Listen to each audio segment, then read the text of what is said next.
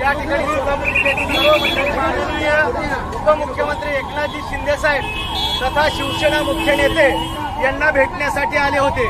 भेटीचं कारण एवढंच होतं की त्या ठिकाणी आमचा आदर्श, आमचा सन्मान, आमचा बहुमान, आमच्या जिल्ह्याचा ढाण्यावर माननीय माजी आमदार शहाजीबापू पाटील साहेब यांना त्या ठिकाणी विधान परिषदेवरती घ्यावं आणि आम्हा सर्व शिवसैनिकांना पालक म्हणून त्या ठिकाणी त्यांना त्यांच्या पालकाच्या भूमिकेमध्ये नेमावं अशी विनंती करण्यासाठी आलो।